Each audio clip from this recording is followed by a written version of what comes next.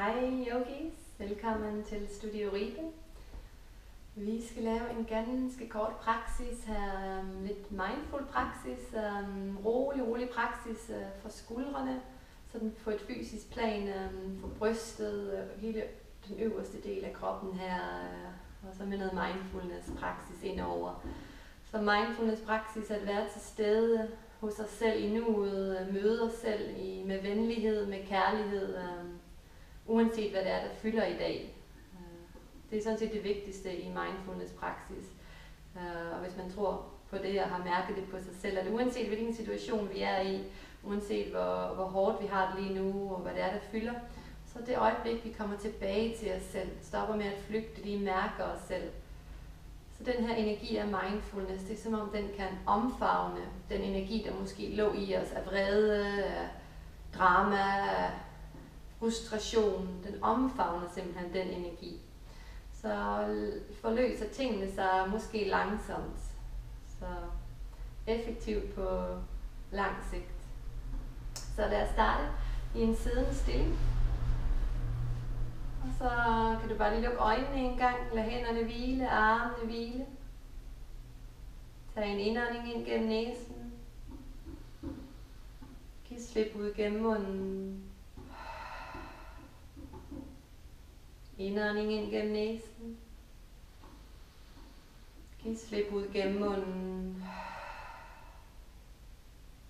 Begynd så at følge din indånding ind gennem næsen og ud gennem næsen.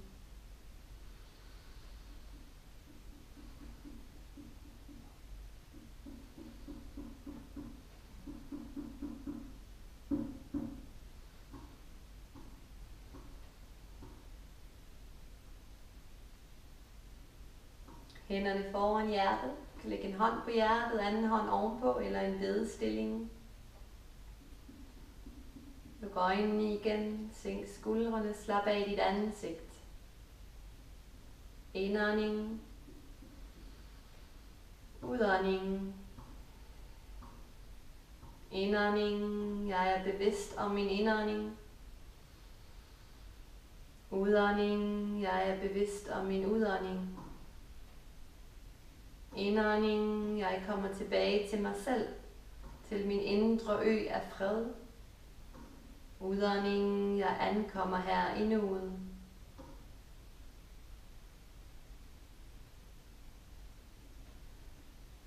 Blink øjnene åbne.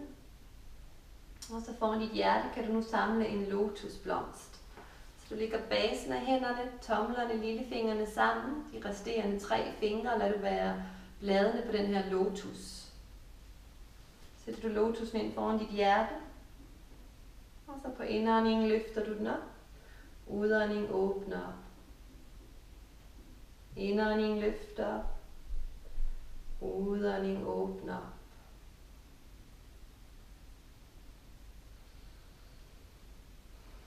Så indåndingen har den her energi af løft, udvidelse. Lotusen vokser så stærkt.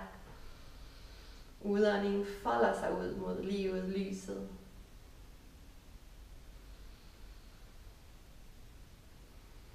Og sætter vi nu hænderne foran hjertet i lotusblomsten.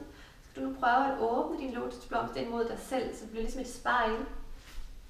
Og så her fra spejlet lader du fingrene dykke ind mod dig selv. Lillefingrene bliver sammen, der er hele tiden kontakt. Og så vender du rundt, så er det tomlerne, der mødes frem mod mig. Og du lander igen i lotusblomsten. Åbner blomsten til et spejl ind mod dig selv. Dykker ned på indersiden. Åbner op tilbage i lotusen. Så fortsæt. Der er hele tiden kontakt, og du kommer faktisk godt rundt i håndledene her, under armene. Albuerne.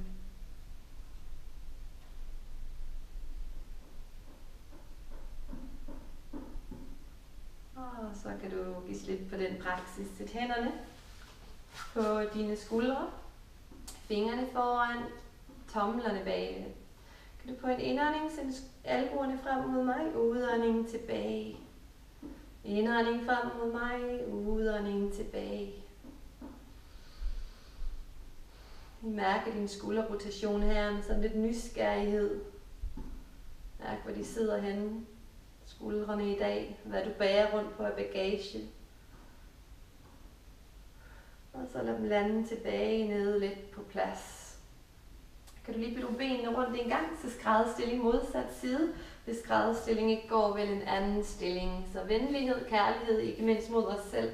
Så vælg en stilling, du kan være i. Et tæppe under bagen kan også løfte os lidt op, så det bliver lidt nemmere at sidde på gulvet. Ikke det, de fleste af os her i Vesten er opvokset med. Nu vil vi tage højre hånd op. Så lægger du din højre hånd her bag mellem skulderbladene. Og så løfter du din venstre hånd op og fanger den højre albue. Så prøv at fokusere på her at åbne op for brystet samtidig, så vi ikke kollapser. Så kan du i stedet for fange dit håndled eller lignende, hvis du ikke helt kan nå op til skulderen. Åbn op her. Et par vejrtrækninger mere.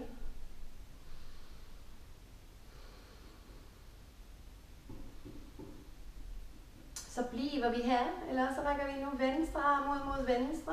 Roterer rundt i skulderen, og lad den venstre hånd komme hele vejen over mod din højre hofte. Og så kan den vandre op og måske fange den højre hånd. Så du låser sammen her. Man kan også fange trøjen. Og sidste ting man kan gøre er, at man bruger et bælte eller et slips derhjemme. Så kan man lade den her fange. Og så kan man ligesom begynde at vandre hænderne lidt tættere mod hinanden, jo mere smidig man bliver i skuldrene. Så det er sådan lidt en praksis, at man gerne vil noget med det her, men man tvinger det ikke til at ske. Så brug din vejrtrækning, din ro til at samtale, samarbejde med din krop.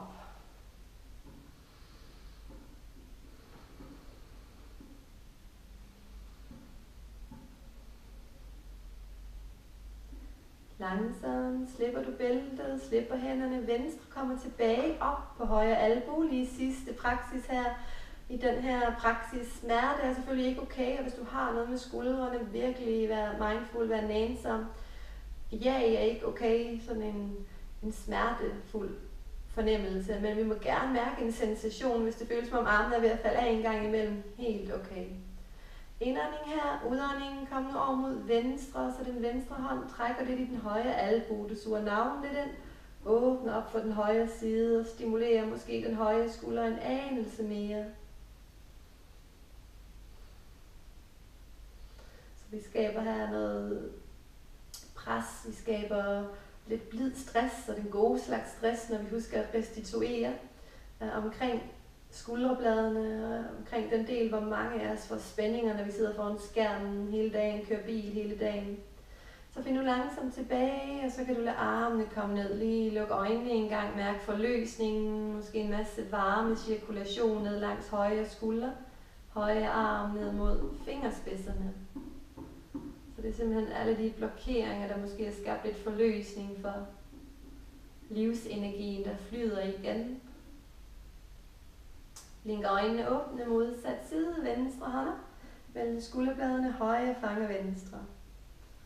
Åbner godt op, finder et sted, hvor du mærker en stimulering, og så finder du ro her i din vejrtrækning, finder samtale, samarbejde med din krop.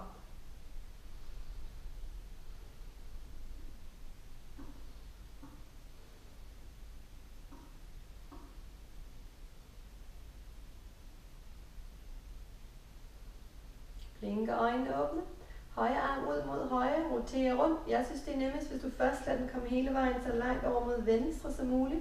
Og så op. Måske griber bæltet, et slips, griber din trøje. Åbner op her.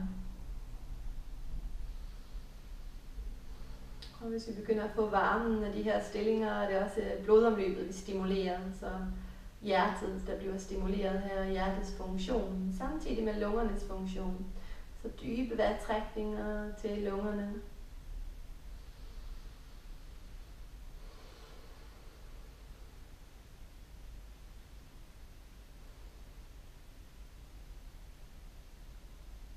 Langsomt slipper du. Højre hånd finder tilbage. Fanger venstre albue. Indånding her på midten. Udånding mod højre. Åbn op for den venstre side af kroppen her. Der hvor du formentlig mærker en mest stimulering mest her. Det kan også være, at vi mærker noget langs højre side. Og brug vejrtrækningen til at være her. Til at berolige dig selv. Alt er okay. Ingen fare på færde. ukomfort er okay. Den her konfrontation med os selv. Med de lidt lukkede, stive områder i kroppen. Og så langsomt finder tilbage. Og så land med hænderne i skødet åben, håndfladerne mod himlen. Observer det her flow af blod, prana, livsenergien.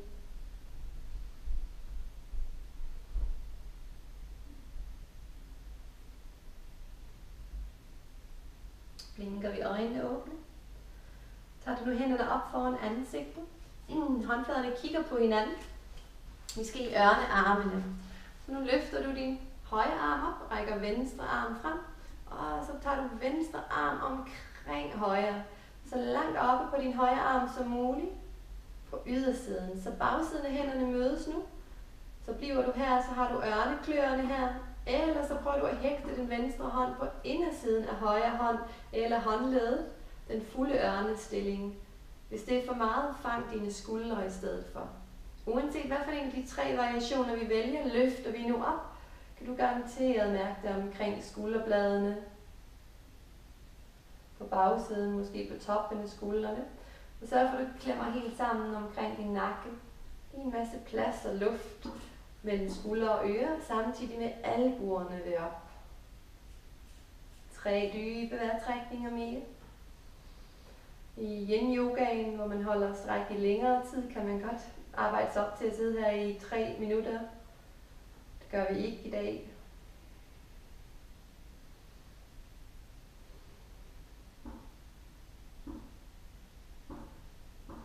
Så kan vi lige tage en indånding, flyve lidt opad. Og udånding, flyve lidt nedad, runde i ryggen, og så vikle armene ud. Baske med vingerne her. Og lad dem lande åbne. Håndfladerne mærke forløsningen af den varme stimuleringssensationer, du mærker.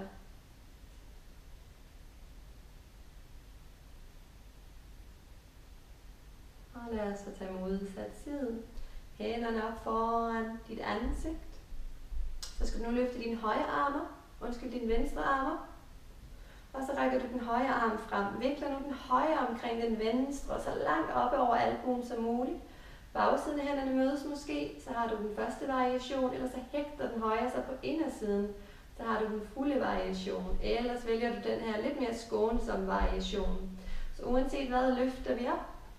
Mærker en stimulering.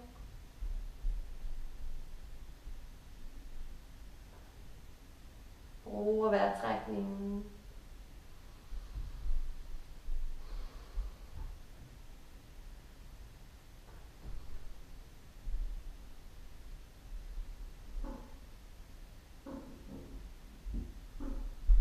Indåndingen flyver. Udåndingen flyver ned. Og giv armene fri. Bask med vingerne. Og når du er klar, lad den lande. Åbn håndfladerne. Luk øjnene. Tag en indånding gennem næsen. Giv slip gennem munden.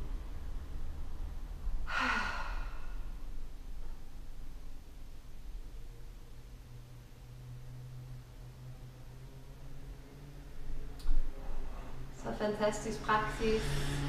Efter en lang dag foran computeren, foran mobiltelefonen, iPad'en, hvor vi bliver lidt lukket sammen her, og man får en masse spænding bygget op her omkring skulderbladene.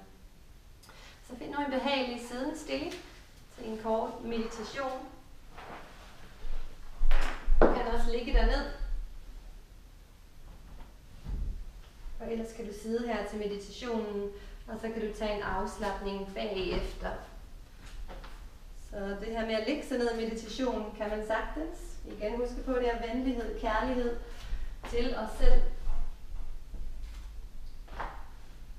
Men der er jo bare risiko for, at vi kommer til at misse vores meditation, misse det, vi egentlig prøver at gøre. Fordi det bliver lidt for dejligt at ligge ned. Det er jo så dejligt at ligge i Shavasana, og det er nemlig udfordringen, at den er så dejlig at ligge i. Så lad os gemme den, hvis det er muligt, og så finde en siddende stilling. Kan du lukke øjnene? Tag en indånding gennem næsen, giv slip gennem munden, lige lande her. Sænk skuldrene, slap af ansigtet. Begynd så at fokusere på din indånding gennem næsen og din udånding gennem næsen.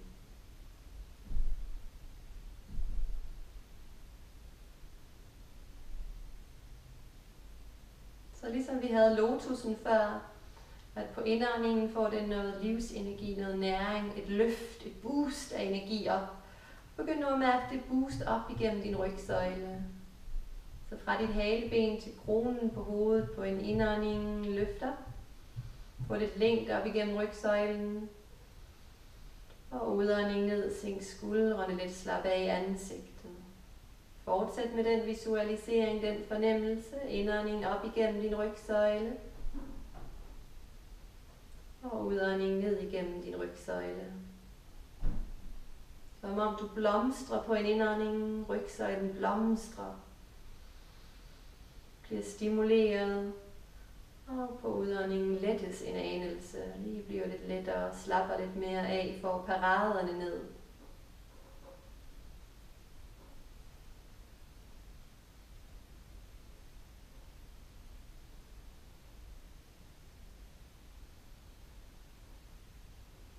Tankerne kommer. Det er helt okay. Distraheringerne kommer. Gør de altid. Bare vend tilbage til den her visualisering. Lad indåndingen guide dig tilbage til kroppen. Mærke indåndingen, et boost af energi. Næring op igennem rygsøjlen. Og ned igennem rygsøjlen. En praksis af koncentration, fordybelse. Hvilket betyder, at vi praktiserer. Hvis vi ikke blev distraheret, hvis vi ikke mistede koncentrationen, var der ikke noget at praktisere for.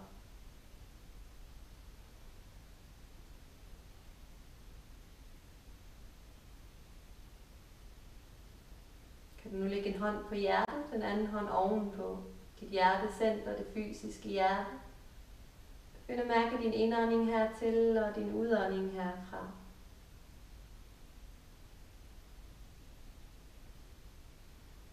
Begynd nu at visualisere i dit hjerte, i dit hjertecenter, visualisere en lotusblomst. Visualisere bladene, farven, fylden. Kan også være en anden blomst, som du bedre kan visualisere i dag. Og så begynd nu at mærke indåndingen til blomsten, at blomsten den udfolder sig, den åbner sig, udvider sig. Og på udåndingen trækker den sig lidt sammen. Indåndingen, den udvider sig, energien til din lotus udvider sig. Udåndingen trækker sig lidt sammen. Fortsæt.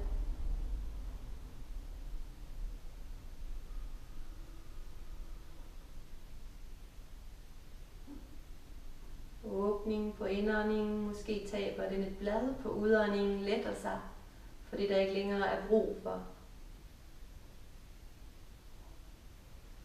De følelser, der bliver ved med at komme op, melankolien, vi ikke vil slippe, sorgen, irritationen, vreden. De er mere end velkomne i os, men de skal også forgå igen. Så alle følelser, vi byder dem velkommen, det er energi, der skal strømme. Men når de stagnerer i os, huser, føler sig for hjemme, så skal vi kultivere mindfulness. Indånding, omfavn, følelsen, udånding, let dig selv for følelsen. Indånding, energi til din lotus, til din blomst, og udånding, den lettes.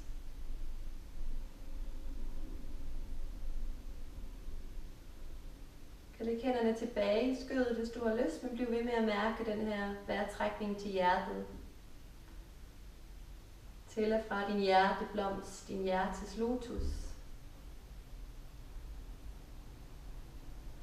Begynd nu at forestille dig, at du har plantet en lotusblomst i dit hjem, i din have. Plantet den blomst, du ser for dig. Så opdager du, at blomsten, den ikke vokser, som du havde forestillet dig. Den trives ikke. Så du spørger blomsten, hvorfor trives du ikke, blomst? Hvorfor hænger du med næbet Mangler du nyt vand? Mangler du ny næring? Så lotusblomsten, når den ikke trives i sine omgivelser, så spørger du den, du undersøger. Prøv at finde ud af, hvad kan du gøre for at hjælpe den? Hvordan kan du få lotusen til at trives, til at vokse, til at udfolde sig? Og så forestil dig nu din samarbejdspartner, din kollega, som igen ikke har lavet sin del af det arbejde, I er fælles om. Hænger med næbet igen. Lidt rutinebrok igen.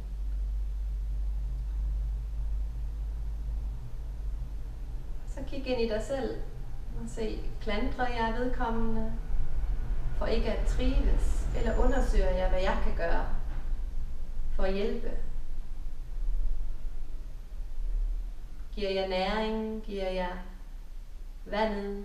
Giver jeg solskinnet? Giver jeg det, min kollega, min samarbejdspartner har brug for? Eller klandrer jeg vedkommende for ikke at trives?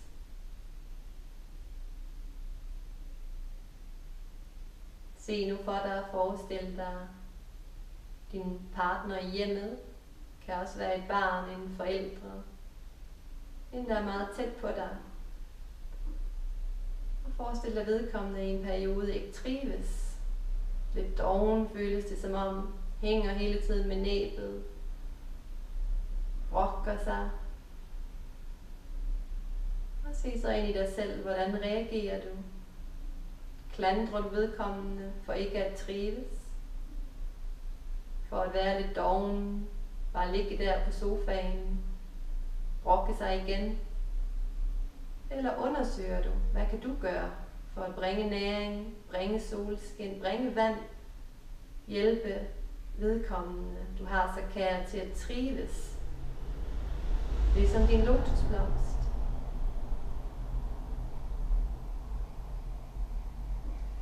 Og kig så en sidste gang i en visualisering af dig selv.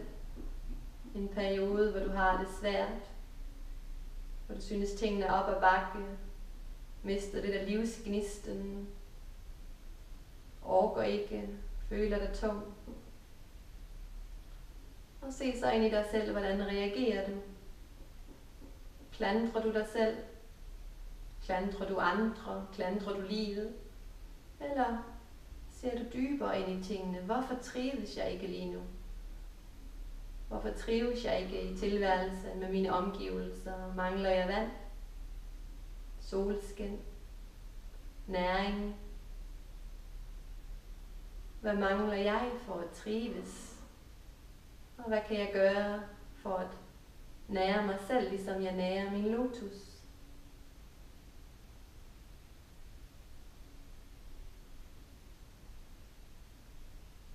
Sæt så hænderne foran hjertet igen. Mærk din lotus, der udvides og lettes for klandring, for dømme, for at pege fingre, når vi i virkeligheden har brug for at nære, passe på, støtte, løfte hinanden over selv op med venlighed, kærlighed, forståelse og praksis er samme. Ikke sikkert vi forstår, men det er en praksis at forsøge.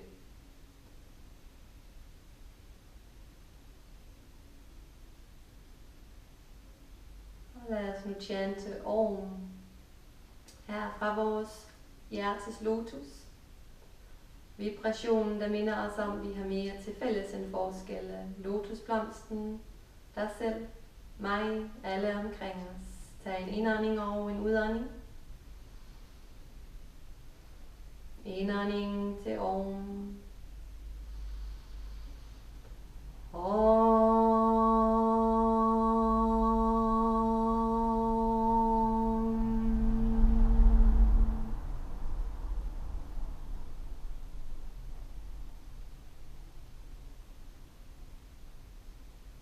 Kan du blinke øjnene åbne og finde ned i en afslapning, når du har lyst. Du kan tage 2 minutter, 5 minutter, lige lade skuldrene restituere og bare nyde at være, hvis det er muligt i dag. Namaste, kære yogis.